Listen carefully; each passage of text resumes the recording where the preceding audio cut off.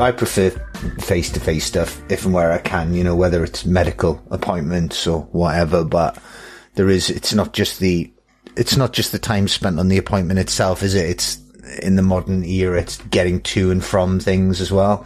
The admin of doing stuff, whereas just being able to leap on something does have a certain, a convenience to it, and, you know, give me convenience. You know, that's the way. Sorry, I've got a cat hassling me. Mate, there'll be more food in a bit. Yeah, there's always a cat asking for food in this house. I have a rabbit behind me, so she might pop by at some point. Is she insistent though? Is she insistent about She food? can be. She can be if I haven't fed her recently.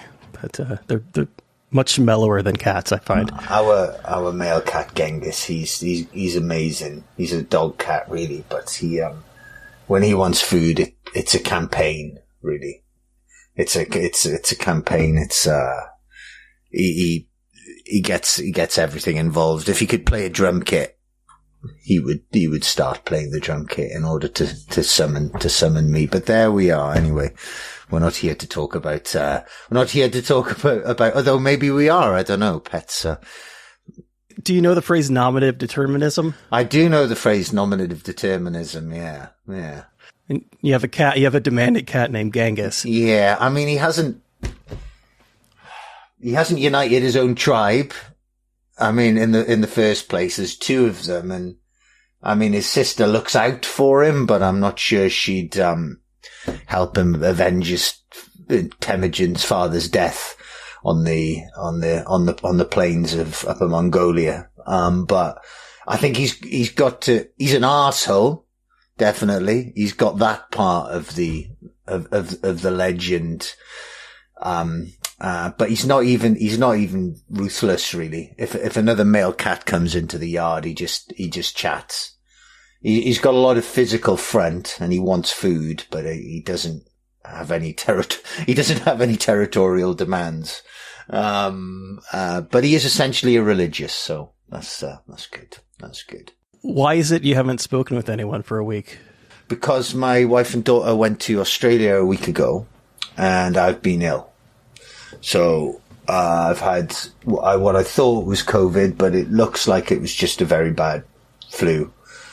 And so aside from a couple of calls, which were, you know, punctuated by coughing, I haven't really seen anybody. I made a couple of shop runs masked up, but, you know, wearing a mask for the first time in a good year, to be honest. I mean, which still makes me the outlier here because masks are seen as, well, I'm not sure what they're seen as in Britain, but they're definitely not seen as something that you wear. So it's been quite a lonely week, really. I mean, I had a big mail out to do, so I did that. But it's been uniquely lonely, really. I mean, I'm fine with being by myself, but it still has an effect on you, I suppose. You know, a whole week without speaking to anybody. I mean, speaking to people, but not speaking in any kind of, intimate or concentrated sense. It's been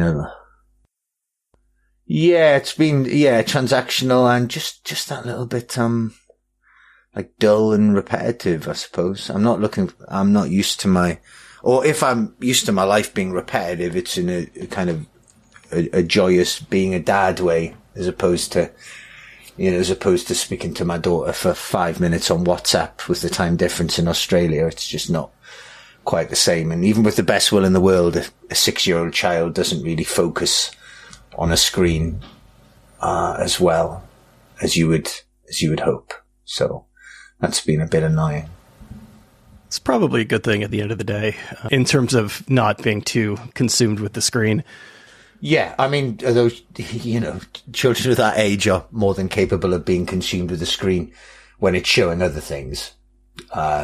You know, flashing. I mean, if daddy was a cartoon dog who juggled balls, or she was able to manipulate that cartoon dog in order to gain some arbitrary to game some arbitrary point system, then she'd probably be very entertained. But it's all good. You need to remember with a child sometimes that they are just a child.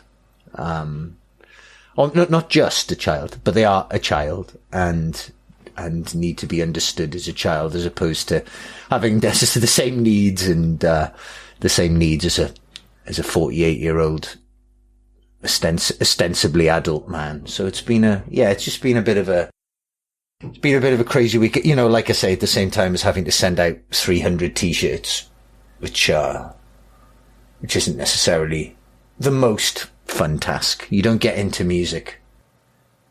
You don't pour your heart and soul into music to send out 300 t-shirts. It's a necessary, I don't want to say evil, it's a necessary inconvenience, to package and send that stuff out. But it's all done. And so far I've only made one mistake. I only sent out one XL instead of an L. So let's hope that doesn't mount up. as the order, bigger is better. Yeah. If you're going to make that mistake.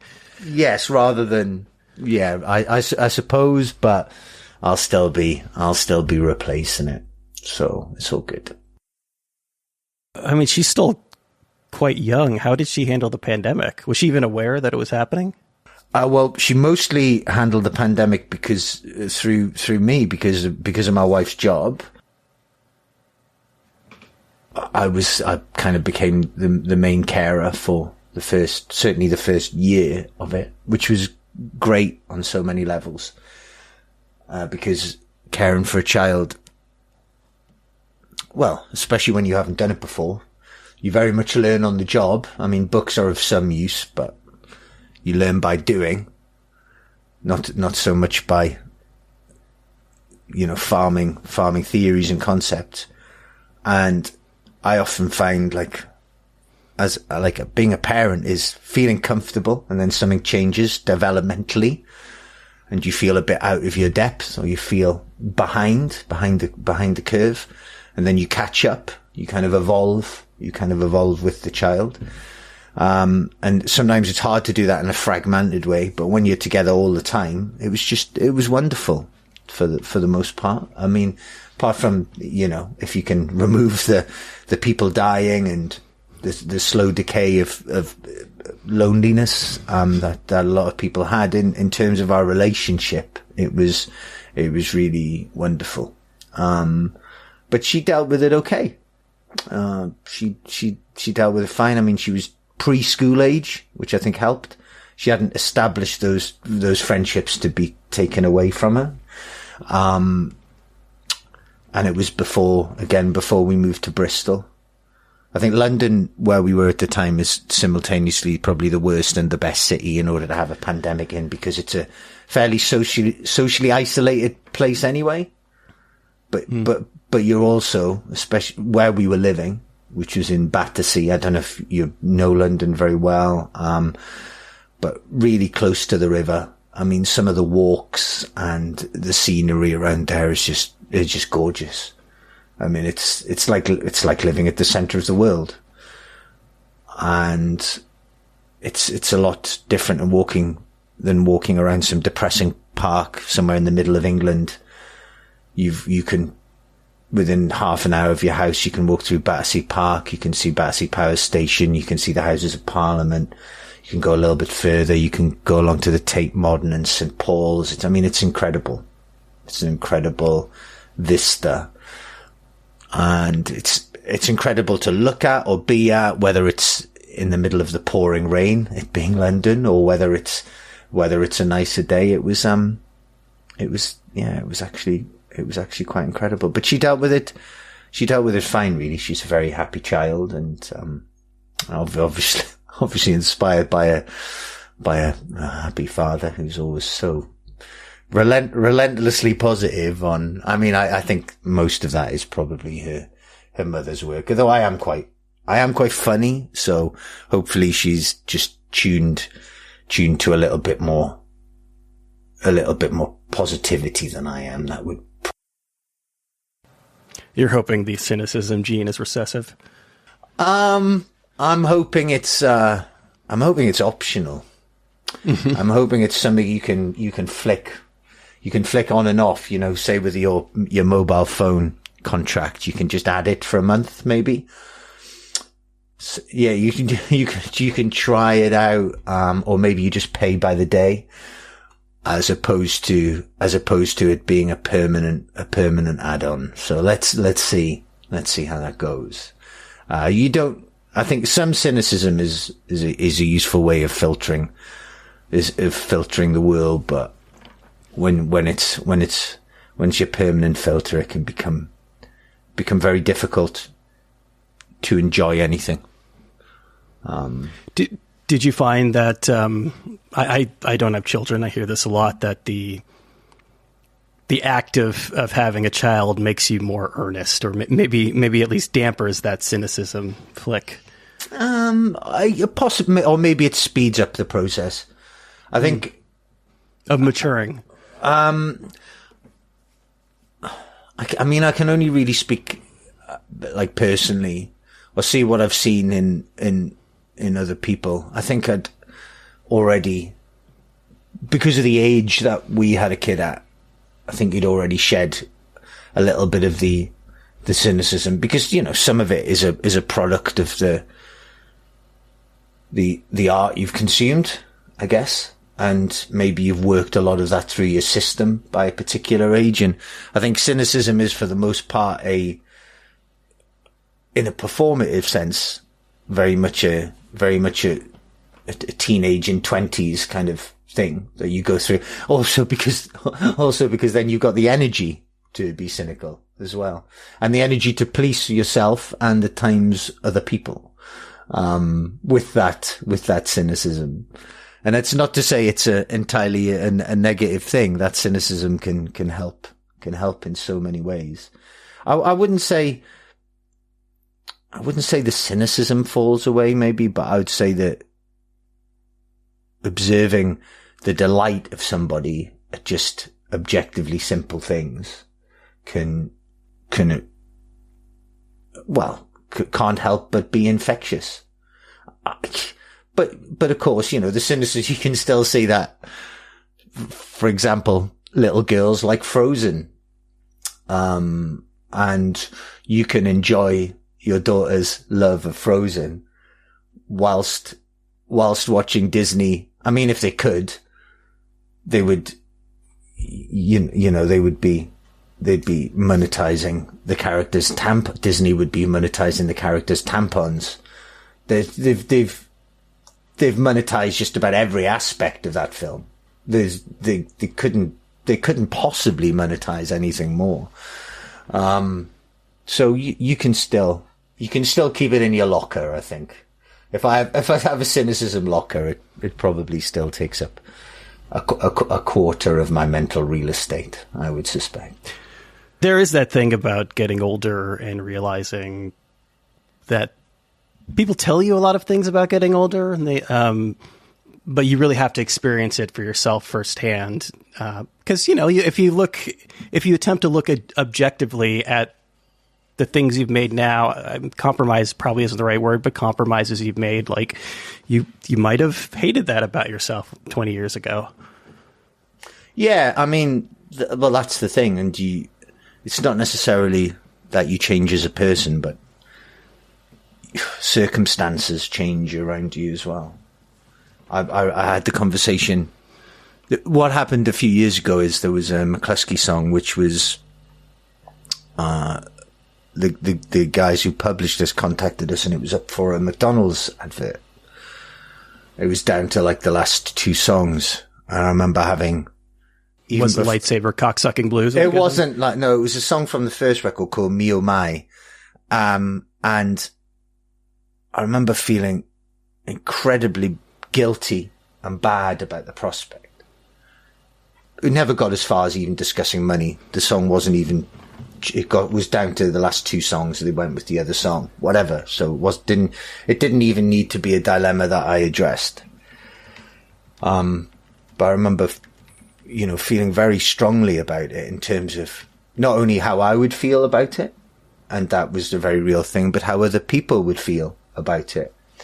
because those things are important to me, because it's not just important to do the right thing or to try and do the right thing, but it is also because, we live in human society, to be seen to do the right thing as well. And so in the end, it wasn't a choice I had to make, but I'm afraid that the world we live in now, so this probably happened, I can't remember exactly, 8 or 10 years ago, something like that. If that option came up now, I would, because of how things are financially, because of the cultural shift in terms of quote unquote selling out, I'd say yes to that straight away. I would say yes to that straight. I mean, I still have no's on my list of stuff I'd work with. Publishing companies, there's absolutely no gambling. There's absolutely will not do. And there's lots of podcasts I listen to, whether they're comedy or sports. They're nearly all, it's gambling adverts pervade them. And it's generic Viagra or. Well, I don't get Viagra stuff. I get, it really is. It's gambling. And from good, ostensibly progressive people as well who host these podcasts. I can't square that circle. It comes down to personal decision, because I think you're a vegetarian. Is that right? I am only for the last 5 years though. So it's not a, that complicates things. Obesity, like there's life getting older is a series of determining which compromises you are and aren't willing to make. Yeah, very, very, very, yeah, very much so. But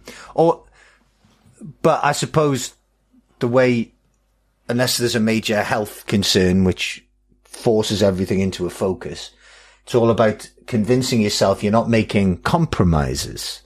You're making decisions, based on being pragmatic. But essentially, if you took an overview of everything, yes, they are compromises between yourself and your eternal soul. And sometimes in order to further your existence on this world. I mean, I've had quite a few health concerns over the last few years.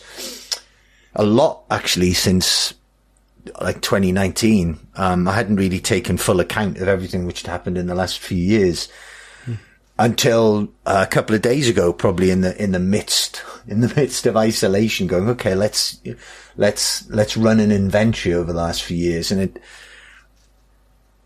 sticking it all together in a line, it turns out there's actually quite a lot's happened. So yeah, a series of compromises, or you might just say surviving. The math changes significantly when there's another human being depending on your ability to make that money. Yeah. Yeah. There certainly does. There certainly does. I mean, luckily my wife earns very well. But there is, being a self-employed musician is not the sensible way to raise a child. I think you can say that with an objective force. I think that's fair. But also, knowing what I know about the health struggles that you've had some of the worst possible health conditions given what you do for a living. Or maybe I've had the health struggles because of what I do for a living. There's a little bit of both. I mean, tinnitus and or ear problems, I mean, that's ongoing, obviously, but that's copeable. It gets a bit ridiculous in terms of the safeguards I have to put in place, but it's copeable. The sciatica I went through for 4 or 5 months in the middle of 2000 was just unbearable. I've never felt so. I always thought I had a high pain threshold, but it was absolutely unbearable. And it wasn't just that, really. It was just the sheer amount of pain, which meant that I only I was sleeping for like an hour a night for 3 months. Unless somebody's been through something like that, I literally cannot describe the half world that you enter during something like that. As a matter of fact, I had an MRI 2 weeks ago. I have degenerative disc disease in my L4, L5, spinal stenosis, and the sciatica. I've been walking with a cane, and I'd say consistently maybe 7 out of 10 worst pain I've ever felt. Right. And so does it? So it doesn't go down from that 7, does it? Not? It does. It shoots down.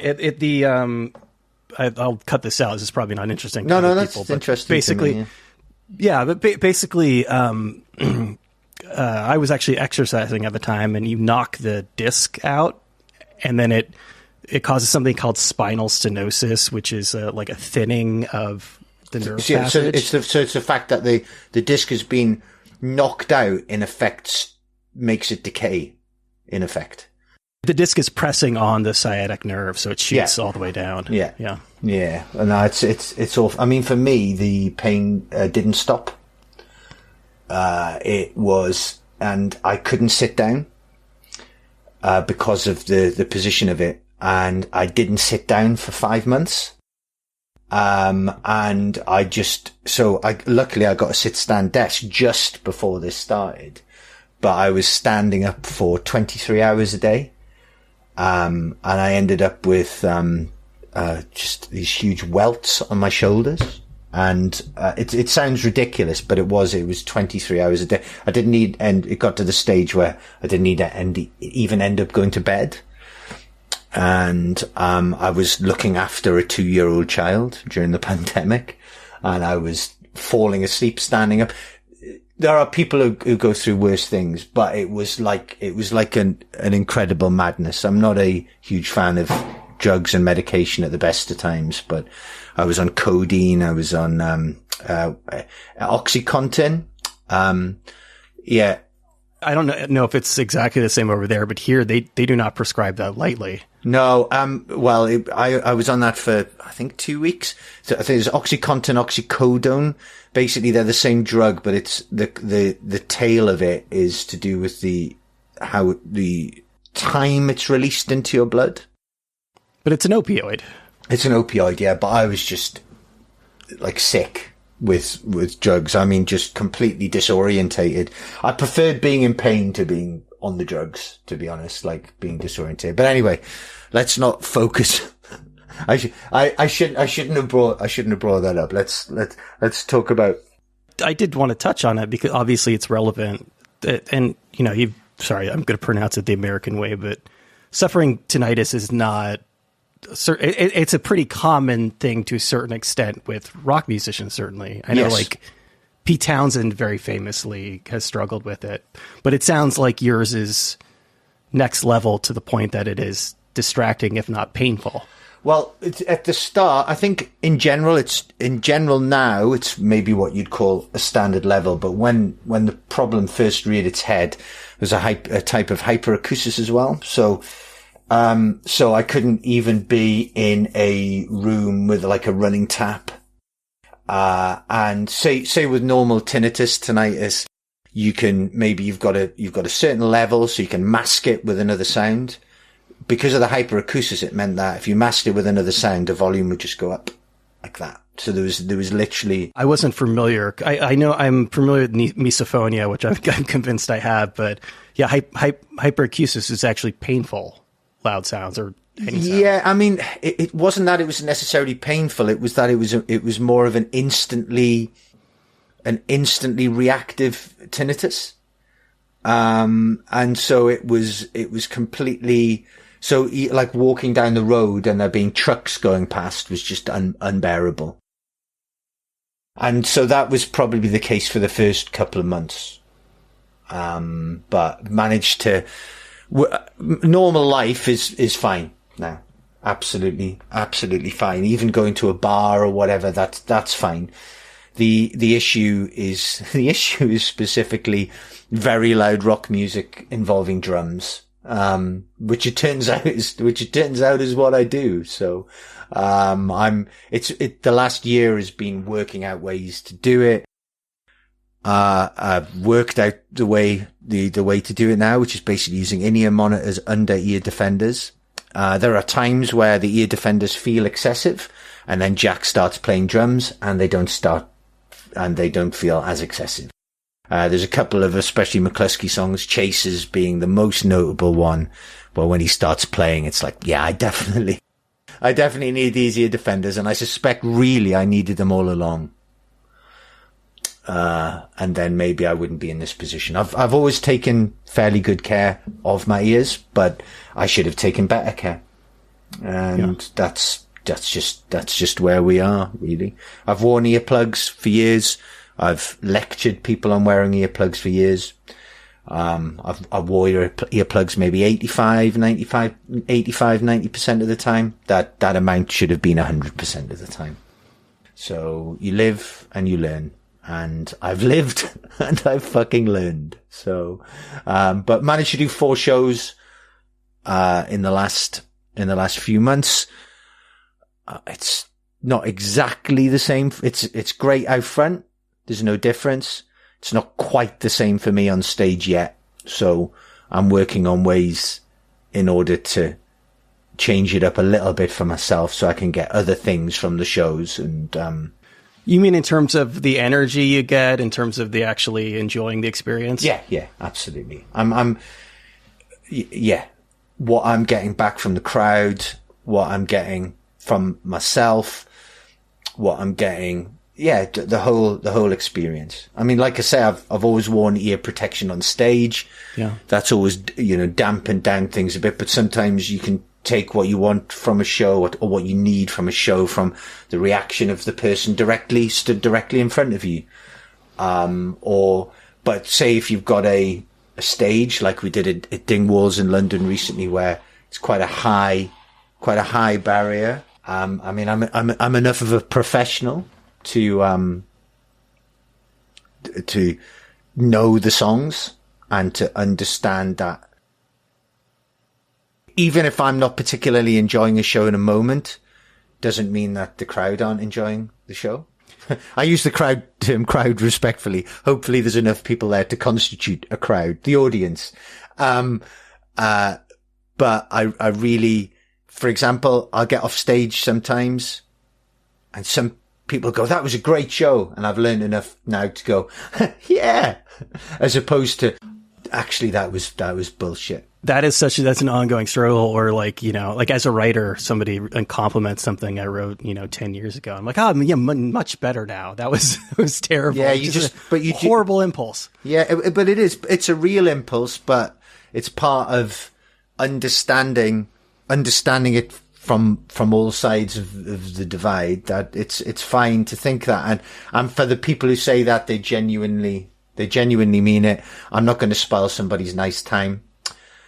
20 years ago, I would have spoiled that person's nice time because frankly, it was all about me then, because I was in my 20s. And even though I didn't consciously think of the world in that way, that it was all about me, I was still very much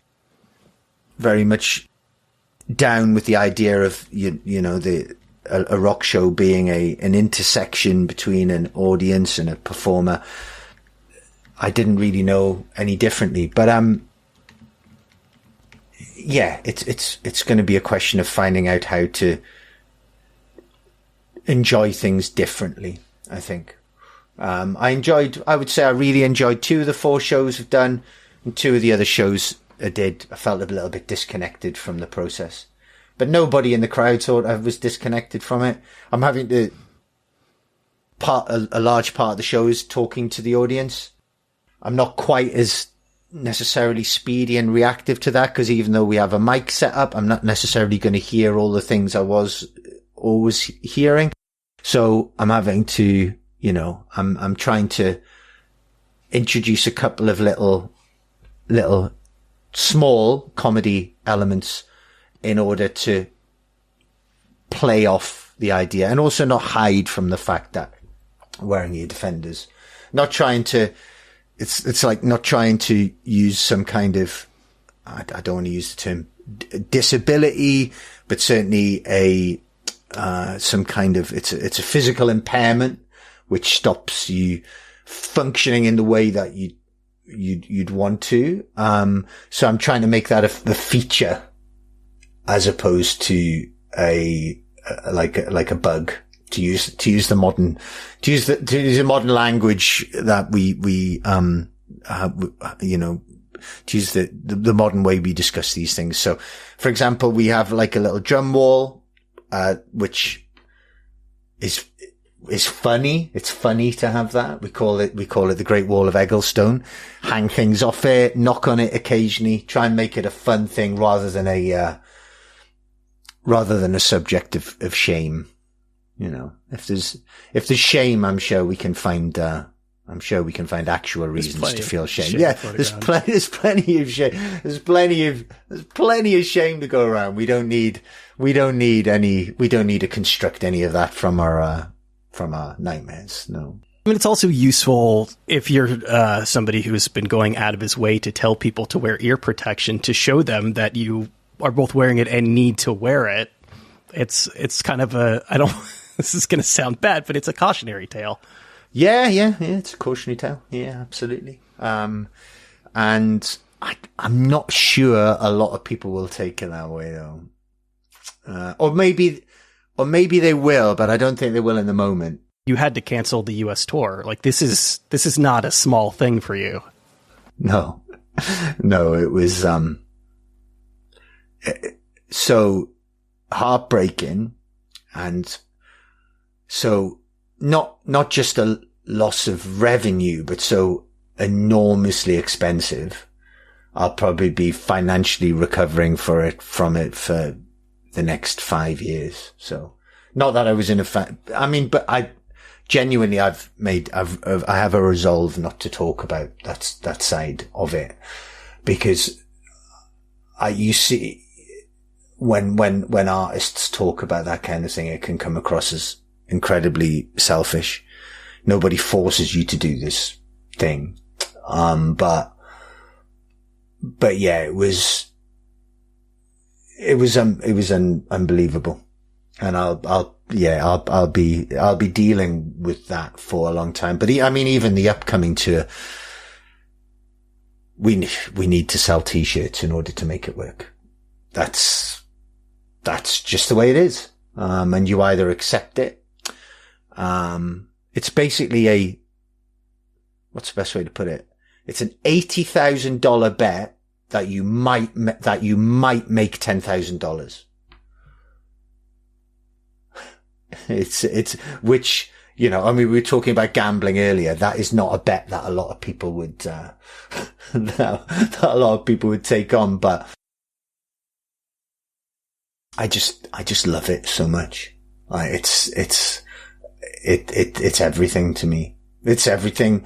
It's not everything that I am, but it's a lot of the things that I am. And so, there's almost, until somebody bodily stops me doing it, there's no alternative really. And there is something uniquely romantic about touring the States. Fuck me, I wouldn't want to live there. No offense. It's a fucking place. I was born here, you know. Yeah, it's a place of absolute madness. Britain definitely has its issues times 1,000, but where I would say we're a less egregiously insane place might be a nice way. I live in New York City, obviously a little bit different than other parts of the country, but this morning or the last few days, I don't know if you heard about the Prague shooting that happened on the university campus. Oh, yes, I did. Yeah. Obviously, relief is not the right word, but it was like, oh, well, for once, this isn't happening in America.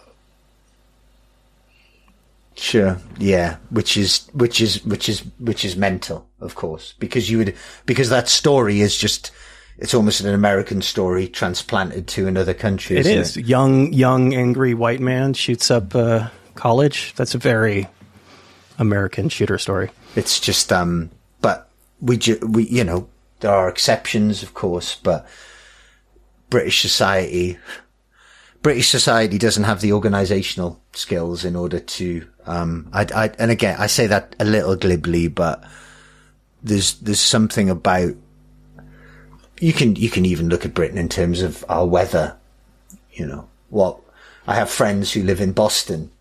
My idea of cold is not the reality of the cold of the cold you guys deal with. And Boston's idea of cold is not Minnesota's idea of cold. It gets real cold as you get up to Canada.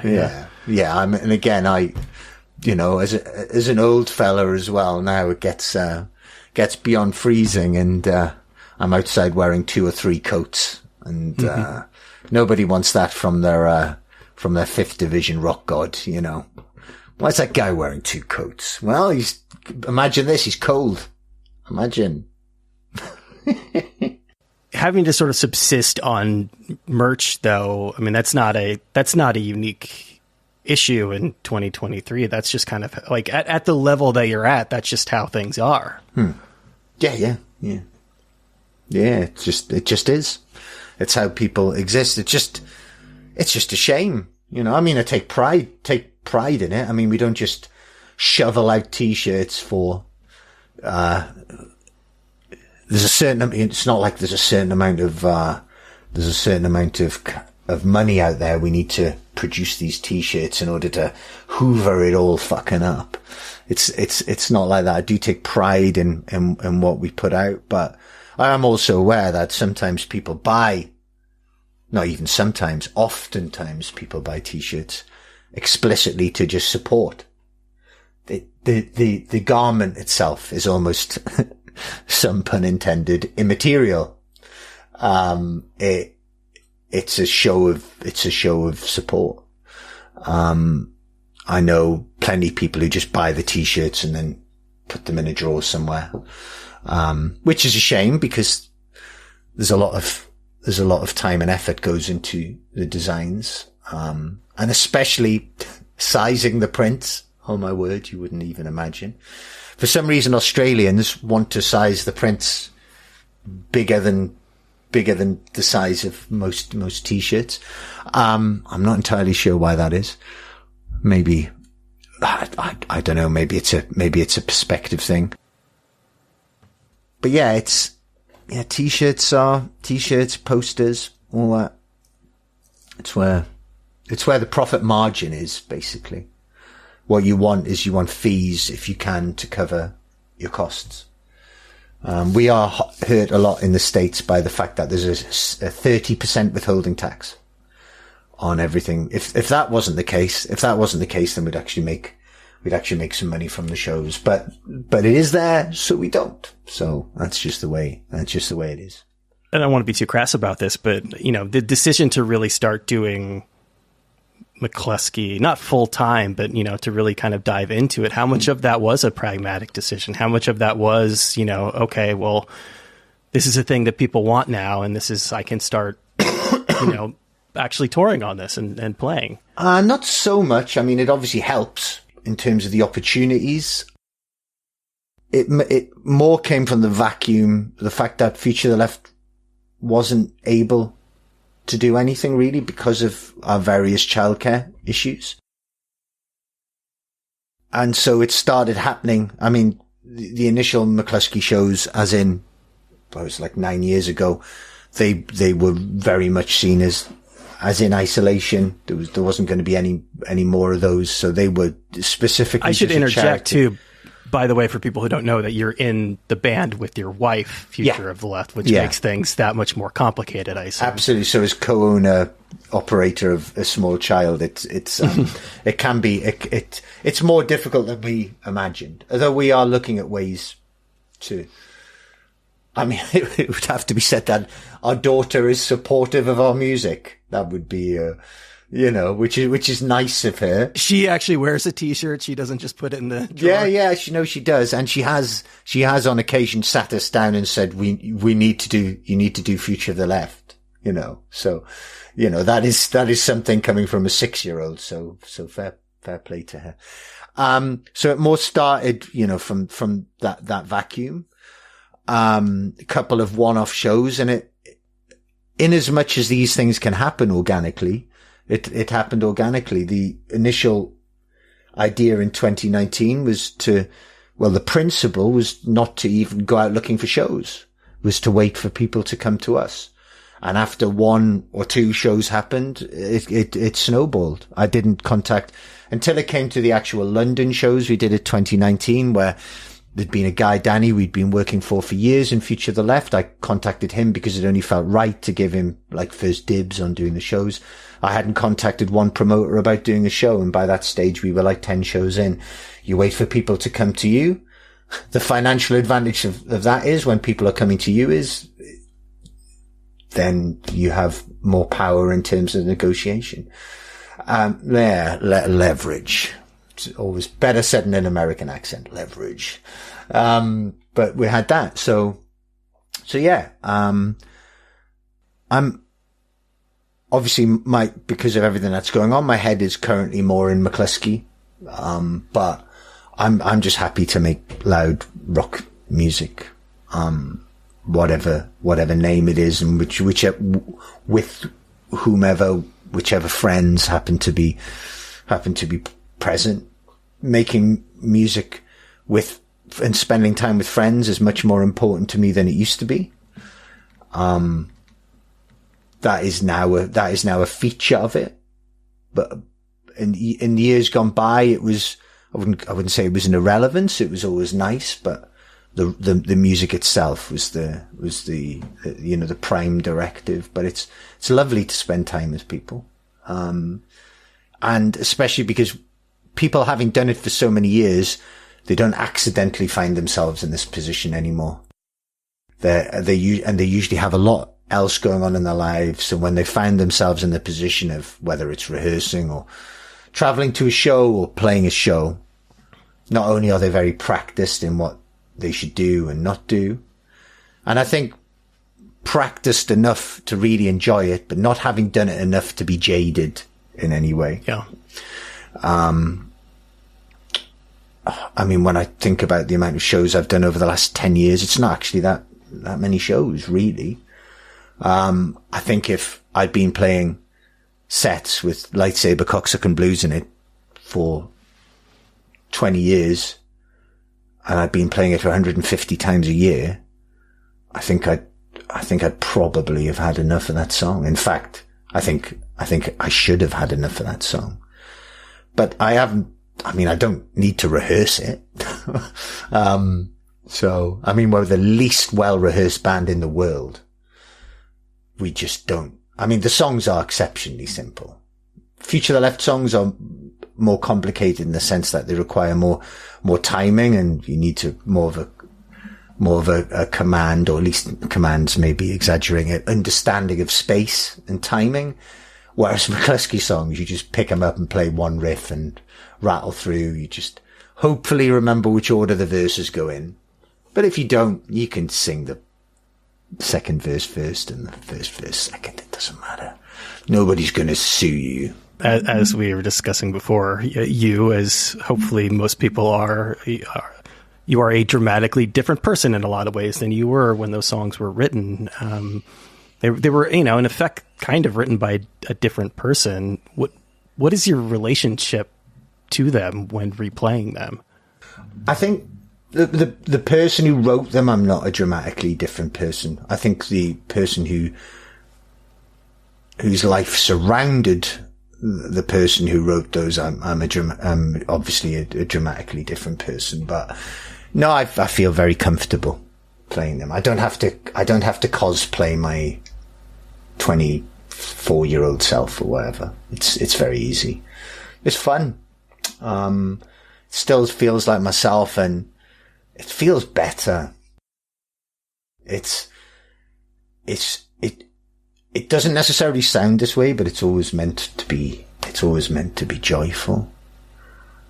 There's no, I mean, it's very difficult to communicate directly with your own subconscious, but I'm not, aside from the odd line, which has a certain relevance to myself, whether that's in the Mclusky and Future the Left stuff, and even then I can only really think of 4 or 5 lines off the top of my head. I'm not really settling any scores or working off any teenage angst. I wrote songs like that when I was a teenager, but I had the good grace or rather lack of opportunity not to release them.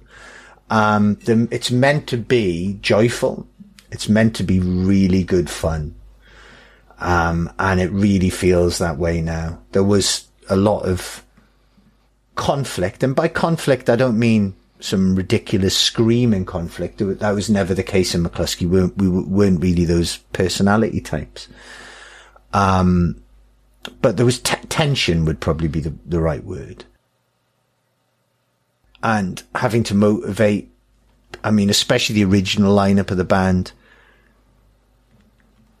that was a very lonely experience for me, because, even though they were both very talented guys, I was the person who, probably for entirely selfish reasons, the band was the most important thing to me. And the other two, again, whether I try not to psychoanalyze people. I think that's only polite. I try to deal with just what's in front of me. But the reality on the ground was that what I dealt with was people seeming to realize that, again, it would be an exaggeration to say they used that against me, but they definitely understood that I would make all the compromises which were required to push things along. That's just not the case anymore. So it's just loads of fun. Everybody's on that same metaphorical page that everybody loves to be on. And the only issue is we just don't have a lot of time, because everybody has kids.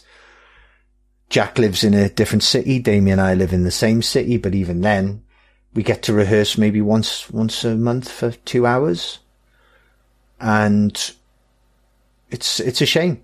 If we had the resources, of a bigger band, or the financially, or the time resources of a younger band, then we'd probably have an album ready next week.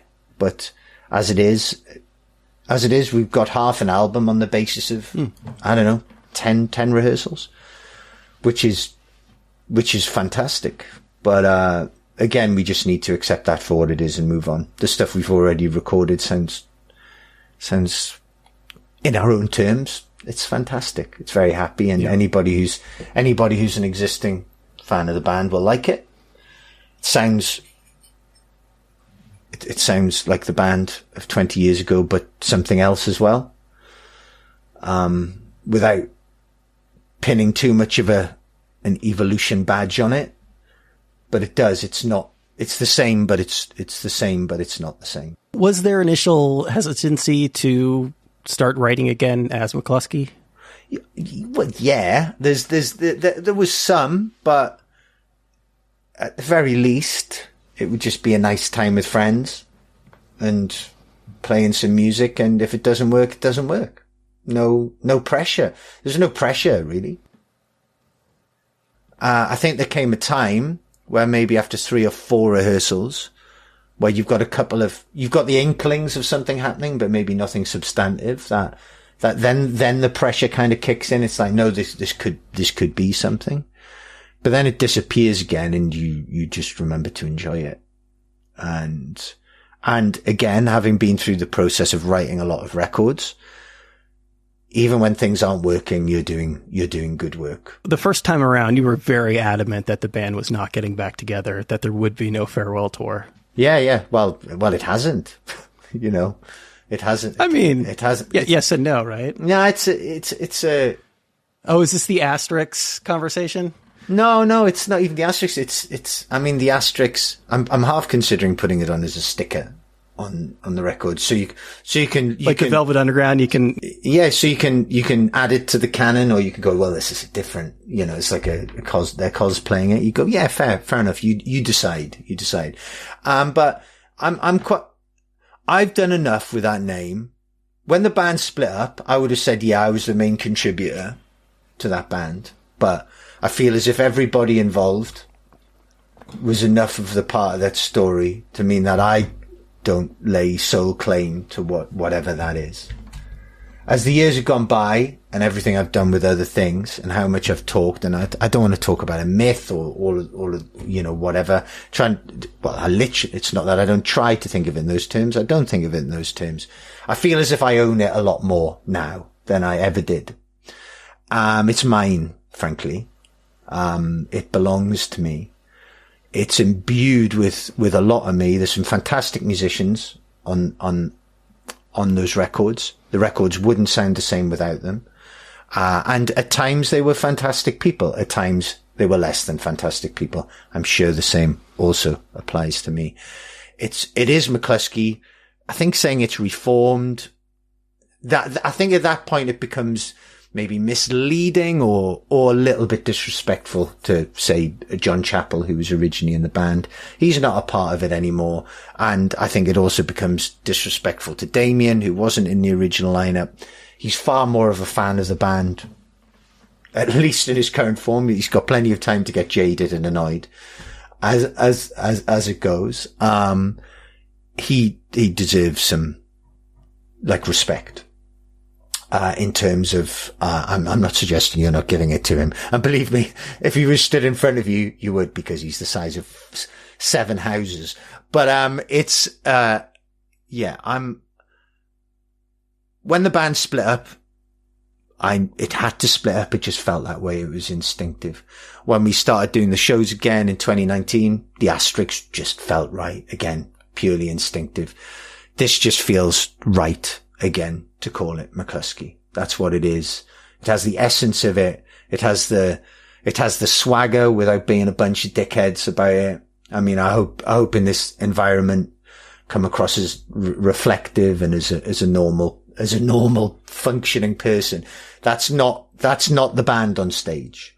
The band on stage. And again, it's not going on stage and deliberately assuming a personality or anything like that. Right. Time to be on stage, Falco man. It doesn't work like that, but it just happens. It's like a white line fever or something. It just happens. And the band on stage is better than it's ever been. It just is. It's an objective truth. It doesn't have the same excitement for a lot of people because they're not witnessing it at a particular age of their development. And unless they are, because some people are. And that's been one of the really good things, especially when we play in bigger cities, seeing the variety of people there, the people of ages, different genders, different races, more so in the States, to be honest. Rock crowds are more, monomaniacally, white in the UK. And it just gives it a different energy. When you play to a crowd of, I'm a white man in my 40s myself, but when you play to a crowd of just white men in their 40s, as well as you play, the energy feels like the energy doesn't have somewhere to go. It feels, it can still be wonderful. When you're playing to everybody, and by that I mean from people from 16 through to 75, which are bigger shows with bigger constituency, a bigger pulling area you're going to get, it can just feel magical. And that's when you're not just making a type of music, a cul-de-sac of you know what a cul-de-sac is? I'm not even sure. I do. Oh, right. Okay. Cul-de-sac, court. Yeah. Court. Yeah. You don't feel as if you're just shouting at yourself in a mirror or something. You feel as if there's a joy and I think, a lot of that reaches to do with people writing about us, like for years. It's to do with the success of bands like Idols, where it just, whatever you think about bands like that, it helps it spread that little bit further.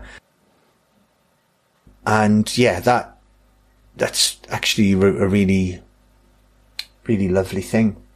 The energy you get from knowing you're not just in effect speaking to yourself is really, really rewarding.